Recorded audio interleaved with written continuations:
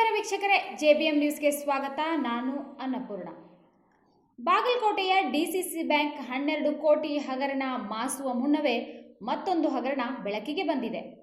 ಹೌದು ವೀಕ್ಷಕರೇ, ಬಾಗಲಕೋಟೆ ಜಿಲ್ಲೆಯ ಮುಧೋಳ ತಾಲೂಕಿನ ಲೋಕಾಪುರ DCC ಬ್ಯಾಂಕ್ನಲ್ಲಿ 65 ಲಕ್ಷ ರೂಪಾಯಿಗಳನ್ನು ಬ್ಯಾಂಕ್ ಮ್ಯಾನೇಜರ್ ತನ್ನ ಅಕೌಂಟಿಗೆ ವರ್ಗಾಯಿಸಿಕೊಂಡಿರುವ ಘಟನೆ ಬೆಳಕಿಗೆ ಬಂದಿದೆ. ಈ ಕುರಿತು ಒಂದು ವರದಿ ಇದೆ, ವೀಕ್ಷಿಸೋಣ ಬನ್ನಿ. ಬಾಗಲಕೋಟೆಯ DCC ಬ್ಯಾಂಕ್ 12 ಕೋಟಿ ಹಗರಣ ಮಾಸುವ ಮುನ್ನ ಮತ್ತೊಂದು ಹಗರಣ ಬಯಲಿಗೆ. ಬ್ಯಾಂಕ್ ಮ್ಯಾನೇಜರ್ ದೋಖಾ, ಲಕ್ಷಾಂತರ ರೂಪಾಯಿ ಲೂಟಿ. ಬ್ಯಾಂಕ್ನ 65 ಲಕ್ಷ ಹಣ ವೈಯಕ್ತಿಕ ಅಕೌಂಟ್ಗೆ ವರ್ಗಾವಣೆ ಮಾಡಿಕೊಂಡು ಅಕ್ರಮ ಬಯಲಾದ ಬಳಿಕ ನಾಪತ್ತೆ ಆಗಿರುವ bank manager. Lokapur DCC bank manager Gururaj C ವಿರುದ್ಧ ಆರೋಪ ಕೇಳಿಬಂದಿದೆ. ಬಾಗಲಕೋಟೆ ಜಿಲ್ಲೆಯ ಮುಧೋಳ ತಾಲೂಕಿನ ಲೋಕಾಪುರ ಬ್ಯಾಂಕ್ನಲ್ಲಿ ಹಣ ತನ್ನ ವೈಯಕ್ತಿಕ ಅಕೌಂಟ್ಗೆ ಹಾಕಿಕೊಂಡ ಮ್ಯಾನೇಜರ್ ಹಣ ವರ್ಗಾವಣೆ ಮಾಡಿಕೊಂಡು 4 ತಿಂಗಳುಗಳು ಕಳೆದರೂ ಕೈಕಟ್ಟಿ ಕುಳಿತ ಅಧಿಕಾರಿಗಳು. ಮ್ಯಾನೇಜರ್ ಅಕ್ರಮ ಗೊತ್ತಿದ್ದರೂ 5 ಅಧಿಕಾರಿಗಳು ಸೈಲೆಂಟ್ ಆಗಿದ್ದು ಯಾಕೆ? ಕಳೆದ 2 ತಿಂಗಳಿನಿಂದ ಬ್ಯಾಂಕ್ಗೆ ಬಂದಿಲ್ಲ ಮ್ಯಾನೇಜರ್. 4 ದಿನಗಳಿಂದ ಮೊಬೈಲ್ ಕೂಡ ಸ್ವಿಚ್ ಆಫ್ ಆಗಿದೆ. ಮಾರ್ಚ್ 31ರಂದು 65 ಲಕ್ಷ ಹಣ ವರ್ಗಾವಣೆ ಮಾಡಿಕೊಂಡು DCC ಬ್ಯಾಂಕ್ನ ಖಾತೆಯಿಂದ ನೇರವಾಗಿ ತನ್ನ ವೈಯಕ್ತಿಕ ಖಾತೆಗೆ ಹಣ ವರ್ಗಾವಣೆ ಮಾಡಿಕೊಂಡಿದ್ದಾರೆ. SBI ಬ್ಯಾಂಕ್ನಲ್ಲಿ ಖಾತೆ ಹೊಂದಿದ್ದ DCC ಬ್ಯಾಂಕ್ ಶಾಖೆ SBIನಿಂದ ತನ್ನ IDFC ಬ್ಯಾಂಕ್ ಖಾತೆಗೆ ಹಣ ವರ್ಗಾವಣೆ ಮಾಡಿಕೊಂಡಿದ್ದಾರೆ. ಬಳಿಕ ವೈಯಕ್ತಿಕವಾಗಿ ಬಳಸಿಕೊಂಡ ಮ್ಯಾನೇಜರ್ ಗುರುರಾಜ್ ಸದ್ಯ ಆರೋಪಿತ ಮ್ಯಾನೇಜರ್ ನಾಪತ್ತೆ ಆಗಿದ್ದಾನೆ. ಬ್ಯಾಂಕ್ನಲ್ಲಿ 100 ಸಿಬ್ಬಂದಿಗಳು, 10 ವಿಭಾಗಗಳು ಇದ್ದರೂ 4 ತಿಂಗಳ ಕಾಲ ಹೊರಗೆ ಬಾರದ ಈ ಹಗರಣ. 12 ವರ್ಷಗಳಿಂದ DCC ಬ್ಯಾಂಕ್ನಲ್ಲಿ ಕೆಲಸ ಮಾಡುತ್ತಿರೋ ಗುರುರಾಜ್ ಬ್ಯಾಂಕ್ನ ಮಾಜಿ ಅಧ್ಯಕ್ಷರು, ನಿರ್ದೇಶಕರ ಆಪ್ತನಾಗಿದ್ದ ಗುರುರಾಜ್ ಪ್ರಭಾವಕ್ಕೆ ಮಣಿದು ಕೈಕಟ್ಟಿ ಕುಳಿತರ ಮೇಲಾಧಿಕಾರಿಗಳು. ಇದೇ DCC ಬ್ಯಾಂಕ್ನಲ್ಲಿ ಸಿಪಾಯಿಯಿಂದ 12 ಕೋಟಿ ಹಗರಣ ಆಗಿತ್ತು. ಕೇಂದ್ರ ಕಚೇರಿ ಕೆಲಸ ಮಾಡುತ್ತಿದ್ದ ಸಿಪಾಯಿ 12 ಕೋಟಿ ಲೂಟಿ ಮಾಡಿದ್ದ. ಇದೀಗ ಮತ್ತೊಂದು ಅಂತಹದೇ ಹಗರಣ ಬೆಳಕಿಗೆ ಬಂದಿದೆ. ಬ್ಯಾಂಕಿನ DCC ಬ್ಯಾಂಕ್ ಬಾಗಲಕೋಟೆನ ಲೋಕಾಪುರ ಶಾಖೆಯಲ್ಲಿ ಶಾಖೆ ವ್ಯವಸ್ಥಾಪಕರಾಗಿ ಕಾರ್ಯನಿರ್ವಹಿಸ್ತಿದ್ದಂತಹ ಶ್ರೀ ಶಿವರಾಜ್ ಗುರುರಾಜ್ ಶಿವರಾಜ್ ಅಂತಕ್ಕಂಥವ್ರು ನಮ್ಮ ಬ್ಯಾಂಕು SBI ಲೋಕಾಪುರ ಶಾಖೆಯಲ್ಲಿ ಏನೋ ಒಂದು ಖಾತೆಯನ್ನು ಹೊಂದಿತ್ತು, ಕರೆಂಟ್ ಅಕೌಂಟು. ಆ ಕರೆಂಟ್ ಅಕೌಂಟಿಂದ 65 ಲಕ್ಷ ರೂಪಾಯಿಗಳನ್ನು ತನ್ನ ವೈಯಕ್ತಿಕ ಖಾತೆಗೆ ವರ್ಗಾವಣೆಯನ್ನು ಮಾಡಿಕೊಂಡು ದುರುಪಯೋಗ ಪಡಿಸ್ಕೊಂಡಿರ್ತಕ್ಕಂತಹ ವಿಷಯ ನಮಗೊಂದು 2-3 ದಿವಸದ ಹಿಂದೆ ಗೊತ್ತಾಯಿತು. ಸೊ ನಿನ್ನೆ ಮತ್ತು ಇವತ್ತು ನಾವು SBI ಖಾತೆಯಿಂದ SBI ಬ್ಯಾಂಕಿನಿಂದ ನಮ್ಮ ಇಂಟರ್ನಲ್ ಆಡಿಟರಿಂದ ಒಂದು ರಿಪೋರ್ಟ್ ತೊಗೊಂಡಿದ್ವಿ, ಪ್ರಾಥಮಿಕ ತನಿಖಾ ವರದಿಯನ್ನು. ಸೊ ಆ ವರದಿಯನ್ನು ನೋಡಿದಾಗ ಅವನು ತನ್ನ ವೈಯಕ್ತಿಕ ಖಾತೆಗೆ ಆ ಹಣವನ್ನು ವರ್ಗಾವಣೆ ಮಾಡ್ಕೊಂಡಿದ್ದಾನೆ ಅಂತ ಗೊತ್ತಾಗಿದೆ. ಸೊ ಇಮಿಡಿಯೇಟಾಗಿ ಇವತ್ತು ಡಿಸಿಪ್ಲಿನರಿ ಆ್ಯಕ್ಷನ್ ಆಗಿ ಇವತ್ತು ನಾವು ಅವರನ್ನು ಅಮಾನತ್ನಲ್ಲಿ ಇಟ್ಟಿದ್ದೀವಿ. ಮತ್ತು ಅವರಿಂದ ಏನು ಒಂದು ಕ್ರಿಮಿನಲ್ ಮೊಕದ್ದಮೆಯನ್ನು ಹೂಡಬೇಕು ಅದನ್ನು ನಾವು 1-2 ದಿವಸದಲ್ಲಿ ಆ ಕ್ರಿಮಿನಲ್ ಮೊಕದ್ದಮೆಯನ್ನು ಕೂಡ ಹೂಡ್ತೀವಿ.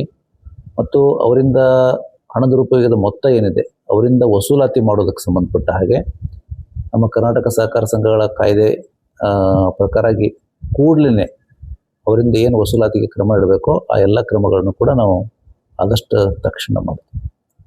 ನಡೆದಿದೆ ಅಂತ ಯಾರು ಹೇಳಿದ್ರು ನಿಮಗೆ? ಯಾರು ಹೇಳಿದರು? ಮಾರ್ಚ್ 28ನೇ ತಾರೀಕು ಅವರಿಗೆ ಗೊತ್ತಿರಲಿಲ್ಲ.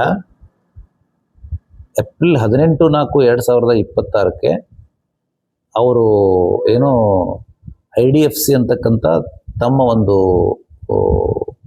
ಖಾತೆ ಏನಿರ್ತದೆ ಆ ಖಾತೆಯನ್ನು ಹೊಂದಿದಂಥ IDFC ಬ್ಯಾಂಕಿನ ರಾಮದುರ್ಗ್ ಬ್ರ್ಯಾಂಚಲ್ಲಿ ನಮ್ಮ SBI ಚೆಕ್ಕನ್ನು ಅವ್ರು ಹಾಕ್ತಾರೆ 17ನೇ ತಾರೀಕಿಗೆ, 17 ಏಪ್ರಿಲ್ಗೆ. 18 ಏಪ್ರಿಲ್ಗೆ ಅದು ಏನೋ ಅವ್ರ ವೈಯಕ್ತಿಕ ಖಾತೆಗೆ ಟ್ರಾನ್ಸ್ಫರ್ ಆಗಿದೆ.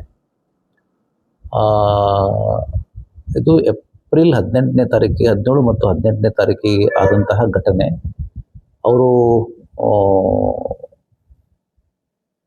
ಮೇ 29 ಮತ್ತು 30ನೇ ತಾರೀಕಿಗೆ 2 ದಿವಸ ಸಾಂದರ್ಭಿಕ ರಜೆ ಹಾಕಿದ್ರು. ತದನಂತರದಲ್ಲಿ ಅವ್ರಿಗೆ ಏನೋ ಕೈ ಆಕ್ಸಿಡೆಂಟ್ ಆಗಿ ನಾನು ರಜೆಯಲ್ಲಿದ್ದೀನಿ ಅಂತ ಒಂದು ನಮ್ಮ ಜನರಲ್ ಮ್ಯಾನೇಜರಿಗೆ ಫೋನ್ ಮಾಡಿ ಹೇಳಿದ್ರು. ಸೊ ಒಂದು ನೀವು ಕೇಳ್ತಾ ಇರೋ ಪ್ರಶ್ನೆ ಏನಂತಂದರೆ ಏಪ್ರಿಲಲ್ಲಿ ಆದಂಥದ್ದು ಇನ್ನೂವರೆಗೆ ಯಾಕೆ ಬೆಳಕಿಗೆ ಬಂದಿರಲಿಲ್ಲ ಅಂತ. ಸೊ ಲೋಕಾಪುರಲ್ಲಿ ಹೊಂದಿತ್ತು ಶಾಖೆ, ಅದು ಜಾಯಿಂಟ್ ಆಪರೇಷನ್ ಇಲ್ಲದೆ ಸಿಂಗಲ್ ಆಪರೇಷನ್ ಇತ್ತು. ಸೊ ಹೀಗಾಗಿ ಅದು ಅವರು ವರ್ಗಾವಣೆ ಮಾಡಿರ್ತಕ್ಕಂಥದ್ದು ತಮ್ಮ ಸ್ವಂತ ಖಾತೆಗಿದ್ದು ಎಲ್ಲಿ ರಿಫ್ಲೆಕ್ಟ್ ಆಗಿರಲಿಲ್ಲ. ಮತ್ತು ಅವರು ರಜದಲ್ಲಿ ಇರೋದ್ರಿಂದ ರೀಕನ್ಸಿಲೇಷನ್ ಸ್ಟೇಟ್ಮೆಂಟ್ ಕಳಿಸಿರಲಿಲ್ಲ.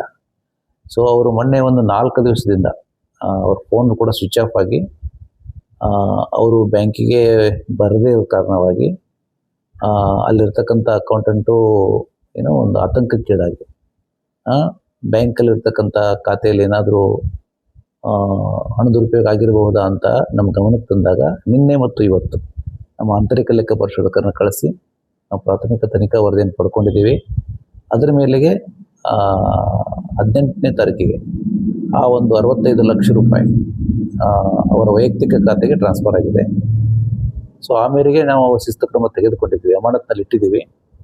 ಮತ್ತು ಮುಂದೆ ಏನೋ ಕ್ರಿಮಿನಲ್ ಮೊಕದ್ದಮೆ ಆಗಿರ್ಬೋದು ಮತ್ತು ವಸೂಲಾತಿಗೆ ಕ್ರಮ ಎರಡನ್ನೂ ಕೂಡ ನಾವು ತಗೊಳ್ತೀವಿ. ಇಲ್ಲ, ಅವ್ರ ಕುಟುಂಬದವ್ರು ಯಾರೂ ನಮ್ಮನ್ನು ಸಂಪರ್ಕ ಮಾಡಿಲ್ಲ. ಆದರೆ ನಮ್ಮ ಬ್ಯಾಂಕಿನ ಸಿಬ್ಬಂದಿ ಅವ್ರನ್ನ ಸಂಪರ್ಕಕ್ಕೆ ಪ್ರಯತ್ನ ಮಾಡಾಗ 3 ದಿವಸದಿಂದ ಅಂದರೆ ನಮಗೇನು ಅವರು ಅಕೌಂಟೆಂಟ್ ನಮಗೇನು ಕಂಪ್ಲೇಂಟ್ ಮಾಡಿದರು ಮೊನ್ನೆ ನೈಟ್, ಆ 3 ದಿವಸದಿಂದ ನಾವು ಕೂಡ ಸಂಪರ್ಕ ಮಾಡಿದ್ದಾರೆ ನಮ್ಮ ಬ್ಯಾಂಕಿನ ಅಧಿಕಾರಿಗಳು. ಅವ್ರ ಫೋನ್ ಸ್ವಿಚ್ ಆಫ್ ಇದೆ, ಎಲ್ಲಿದ್ದಾರೆ ನಮಗೂ ಗೊತ್ತಿಲ್ಲ. ಅವ್ರ ಕುಟುಂಬದವ್ರು ಯಾರೂ ಕಂಪ್ಲೇಂಟ್ ಮಾಡಿಲ್ಲ. ಒಂದೇ ಟೈಮ್ ಅವರು ಒಂದೇ ದಿವಸ ಒಂದೇ ಚೆಕ್ ಮುಖಾಂತರವಾಗಿ ಅವರ ಖಾತೆಗೆ ವರ್ಗಾವಣೆ ಆಗಿದ್ದು. ಗ್ರಾಹಕರ ದುಡ್ಡು ಅಥವಾ ಸರ್ ಅಥವಾ ಪರ್ಸ್ನಲಿ ಲಾಸ್ಟ್ ಟೈಮ್ ಪರ್ಟಿಕ್ಯುಲರ್ ಕೇಸ್ನಲ್ಲಿ ಇರ್ತಾರ ಸರ್ ಆ ಥರದ್ದು? ಅಲ್ಲ, ನಮ್ಮ ಬ್ಯಾಂಕಿನಲ್ಲಿ ಅಂತಂದರೆ ಈ ಬ್ಯಾಂಕಿನಿಂದ ಗ್ರಾಹಕರಿಂದ ಏನು ಡೆಪಾಸಿಟ್ ಮಾಡಿರ್ತಾರೆ ಎಲ್ಲ ಇರ್ತದೆ. ಬ್ಯಾಂಕಿನ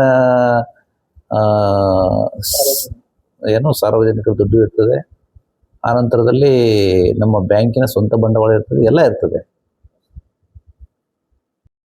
ನಿನ್ನೆ ನಮ್ಮ ಲೋಕಾಪುರ ಪೊಲೀಸ್ ಸ್ಟೇಷನ್ ವ್ಯಾಪ್ತಿಯಲ್ಲಿ crime number 101/1/2026 under section 316 316 sub clause 5 BNS ಅಲ್ಲಿ ಒಬ್ಬ bank manager BDCC bank manager Gururaj Shivaraj ಇವನ್ ಮೇಲೆ ನಾವು ನಿನ್ನೆ ಮಿಸ್ಅಪ್ರೋಪ್ರಿಯೇಷನ್ ಅಂದರೆ ಬ್ಯಾಂಕದ್ದು ಏನು ಹಣ ಇರುತ್ತೆ, ಅವರು ಬ್ಯಾಂಕ್ ಹಣ ಪಬ್ಲಿಕ್ಕಿಂದ ಏನು ಹಣ ಡೆಪಾಸಿಟ್ ಆಗುತ್ತೆ ಅವರು ಹೆಡ್ ಆಫೀಸ್ ಬ್ರಾಂಚ್ಗೆ ಡೆಪಾಸಿಟ್ ಮಾಡಬೇಕಾಗಿತ್ತು. ಆ ಡೆಪಾಸಿಟ್ ಮಾಡಲಿಲ್ಲ ಅಂತ 65 ಲ್ಯಾಕ್ ಟೋಟಲ್ ಹಣವನ್ನು ಅವನು ಮಿಸ್ಅಪ್ರೋಪ್ರಿಯೇಟ್ ಅಂದರೆ ಹಗರಣ ಮಾಡಿದ್ದಾರೆ. ನಾವು ಕಾಮನ್ ಲ್ಯಾಂಗ್ವೇಜಲ್ಲಿ ಹೇಳಿದೆ.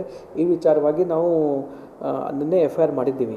ಇದ್ರ ಬಗ್ಗೆ ಈ ವಿಷಯ ಬಗ್ಗೆ ಡೀಟೇಲ್ ಆಗಿ ಹೇಳೋದು ಇದ್ದರೆ ಅಲ್ಲಿ ನಮಗೆ ಡಿಪ್ಟಿ ಜನರಲ್ ಮ್ಯಾನೇಜರ್ ಅವರು ಬಂದು ನಮಗೆ ನಿನ್ನೆ ಕಂಪ್ಲೇಂಟ್ ಕೊಟ್ಟಿದ್ದರು. ಅವರು ಹೇಳಿದ ಪ್ರಕಾರ ಗುರುರಾಜ್ ಶಿವರಾಜ್ ಇವರು ಲೋಕಾಪುರ್ BDCC ಬ್ಯಾಂಕ್ ಬ್ರಾಂಚಲ್ಲಿ ಕೆಲಸ ಮಾಡ್ತಾಯಿದ್ರು. ಈ ಘಟನಾ ಸುಮಾರು ಮೇ ತಿಂಗಳು ಅಲ್ಲಿ ಆಗಿದೆ.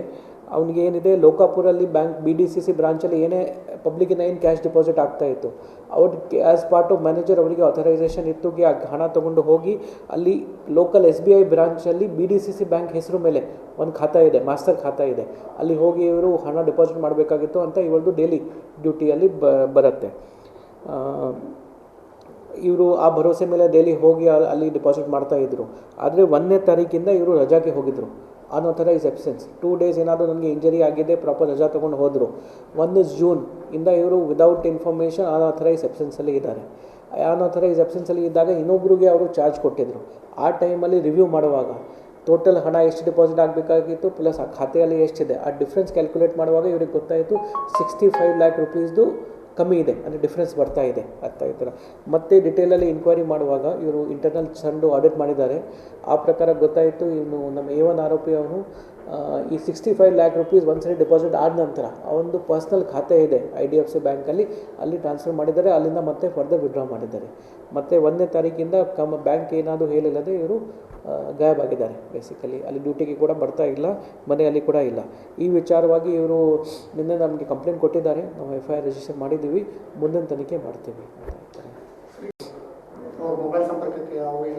ಸದ್ಯಕ್ಕೆ ಅವ್ರ ವೈಫ್ ಅಲ್ಲಿ ಹುಬ್ಳಿ ಇರ್ತಾರೆ. ಇಲ್ಲಿ ಮನೆಯಲ್ಲಿ ಕೂಡ ನಾವು ಚೆಕ್ ಮಾಡಿಸಿದ್ದೀವಿ, ಅವ್ರ ಲೊಕೇಶನ್ ಗೊತ್ತಾಗಿಲ್ಲ. ಇಲ್ಲಿ ಕೂಡ ಇರಲಿಲ್ಲ, ಅವರು 2 ಮಂತ್ಸಿಂದ ಇರಲಿಲ್ಲ. ಮತ್ತು ಅವ್ರ ವೈಫ್ ಹತ್ತಿರ ಕೂಡ ಇಲ್ಲ. ಇದರಲ್ಲಿ ಪ್ರಾಬ್ಲಮ್ ಏನಿದೆ, ಅವರು 2 ಮಂತ್ಸ್ ಆಯಿತು, 2 ಮಂತ್ಸ್ ನಂತರ ನಮಗೆ ಕಂಪ್ಲೇಂಟ್ ಕೊಟ್ಟಿದ್ದಾರೆ. ಈಗ 1ನೇ ತಾರೀಕಿನ ಅವ್ರ ಆ ಥರ ಎಬ್ಸೆನ್ಸ್ ಇದ್ದಾರೆ. ಆಲ್ಮೋಸ್ಟ್ 27 ಅಂದರೆ ಹತ್ತಿರ 60 ದಿವಸ ಬರ್ತಾ ಇದೆ. ಅದ ನಂತರ ಕಂಪ್ಲೇಂಟ್ ಕೊಟ್ಟಿದ್ರೆ ಇಮಿಡಿಯೇಟ್ಲಿ FIR ಮಾಡಿದ್ದೀವಿ.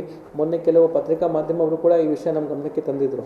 ಆದ ನಂತರ ನಾವೇ ಖುದ್ದಾಗಿ ನಮ್ಮಿಂದ ಬ್ಯಾಂಕ್ ಅಥವಾ ಇದು ಡಿಸ್ಟ್ರಿಕ್ಟ್ ಬ್ಯಾಂಕ್ಗೆ ಕೂಡ ಅಪ್ರೋಚ್ ಆಗಿದ್ದೀವಿ, ಪ್ಲಸ್ ಇದಕ್ಕೆ DRCS ಅವರಿಗೆ ಕೂಡ ಅಪ್ರೋಚ್ ಆಗಿದ್ದೀವಿ. ಇದರಲ್ಲಿ ಯಾವುದು ಕ್ರಿಮಿನಲ್ ಎಲಿಮೆಂಟ್ ಇದೆ ದಯವಿಟ್ಟು ತಾವು ಬಂದು ನಮಗೆ ಕಂಪ್ಲೇಂಟ್ ಕೊಡಿ, ನಾವು FIR ರಿಜಿಸ್ಟರ್ ಮಾಡಿ ಇನ್ವೆಸ್ಟಿಗೇಷನ್ ಸ್ಟಾರ್ಟ್ ಮಾಡ್ತೀವಿ. ಆ ವಿಚಾರವಾಗಿ ಅವ್ರು ನಿನ್ನೆ ಕಂಪ್ಲೇಂಟ್ ಕೊಟ್ಟಿದ್ದಾರೆ. ಈಗಾಗಲೇ ನಾವು ಇನ್ವೆಸ್ಟಿಗೇಷನ್ ಸ್ಟಾರ್ಟ್ ಮಾಡಿದ್ದೀವಿ. ನಮ್ಮದು 2 ಉದ್ದೇಶ, ಫಸ್ಟ್ ಸಿಗಬೇಕು, ಪ್ರೆಸೆನ್ಸ್ ಎಲ್ಲಿದೆ ಅದು ಇಮಿಡಿಯೇಟ್ಲಿ ಸಿಗಬೇಕು. ಆ ವಿಚಾರವಾಗಿ ನಾವು ಬೇರೆ ಬೇರೆ ಟೀಮ್ಸ್ ಫಾರ್ಮ್ ಮಾಡಿದ್ದೀವಿ. ಸೆಕೆಂಡ್, ಹಣ ಎಲ್ಲಿ ಹೋಗಿದೆ, ಸದ್ಯದಕ್ಕೆ ಅವ್ರ ಪರ್ಸನಲ್ ಖಾತೆಯಲ್ಲಿ ಕೂಡ ಹಣ ಇಲ್ಲ, ಯಾವ ರೀತಿ ಹೋಗಿದೆ ಅದ್ರ ಬಗ್ಗೆ ಕೂಡ ಇನ್ವೆಸ್ಟಿಗೇಷನ್ ಮಾಡ್ತೀವಿ. ಅವ್ರ ಮೇಲೆ ಮಾತ್ರ ಕಂಪ್ಲೇಂಟ್ ಕೊಟ್ಟಿದ್ದಾರೆ ಸದ್ಯಕ್ಕೆ. ಇನ್ವೆಸ್ಟಿಗೇಷನಲ್ಲಿ ಮತ್ತೆ ಏನು ಕಂಡು ಬರುತ್ತೆ ನೋಡ್ತೀವಿ. ಅವ್ರು DCC ಬ್ಯಾಂಕ್ ಹೆಡ್ ಆಫೀಸಿಂದ ನಮಗೆ, ಇದು ಡಿಸ್ಟ್ರಿಕ್ಟ್ ಆಫೀಸಿಂದ ನಮಗೆ ಅವ್ರ ಮೇಲೆ ಮಾತ್ರ ಕಂಪ್ಲೇಂಟ್ ಕೊಟ್ಟಿದ್ದಾರೆ ಈಗ ಸದ್ಯಕ್ಕೆ.